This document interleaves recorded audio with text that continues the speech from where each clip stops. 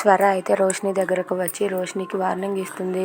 నువ్వు నా బిడ్డని నీ బిడ్డలా ఎందుకు చూసుకుంటున్నావు అని చెప్పి గట్టిగా అంటుంది. దాంతో అక్కడ ఉన్న రోషిని అయితే ఇంతకీ నువ్వెవరు, అసలు ఆ బాబీ గురించి అభి గురించి ఎలా మాట్లాడుతున్నావు, నీకు వాళ్ళకి ఉన్న సంబంధం ఏంటి అని చెప్పి అడుగుతుంది. అది వినగానే అక్కడ ఉన్న స్వర అయితే నాకు తాలిబంధం పేగుబంధం ఉంది, అభి సార్ నా మెడలో తాలి కట్టారు, బాబీ నా కన్న కొడుకు అని చెప్పి అంటుంది. అది వినగానే రోషిని అయితే ఒక్కసారిగా షాక్ అయిపోతుంది. ఇంతలో అక్కడ ఉన్న స్వర అయితే ఇలా అంటూ ఉంటుంది.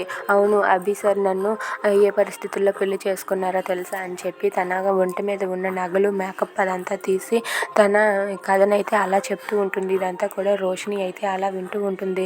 ఇక స్వర అయితే అభి సార్ నన్ను ప్రేమించి పెళ్లి చేసుకున్నారు, అభి సార్కి నేనంటే చాలా ఇష్టం, కానీ ఏం చేస్తాం మధ్యలో ఈ వయ్యలాడి ఝాన్సీ వచ్చింది, ఈ ఝాన్సీ కారణంగా అభి సార్ నాకు దూరం అయ్యారు, అభి సార్ నన్ను అపార్థం చేసుకొని నన్ను దూరం పెట్టారు, అభి సార్ నన్ను ఏ రకంగా ప్రేమించారు, ఏ రకంగా పెళ్లి చేసుకున్నారు, ఇవన్నీ కూడా అలా చెప్తూ ఉంటుంది. అలా చెప్తూ ఉండగా అది రోషిని విని ఒక్కసారిగా షాక్ అయిపోతుంది.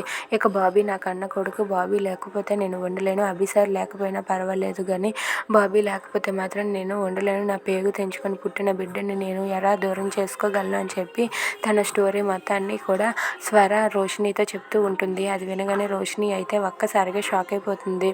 ఇంతలో అక్కడ ఉన్న కన్నతల్లి అయితే తన మేకప్ మొత్తం తీసి పూర్తిగా స్వరలా మారుతుంది. ఇక స్వర రూపంలో ఉన్న రూపం చూసి అక్కడ ఉన్న రోషిని అయితే ఒక్కసారిగా షాక్ అయిపోతుంది. అభి అభి నిన్ను ఇంత మోసం చేశాడా అని చెప్పి రోషిని అయితే అంటుంది.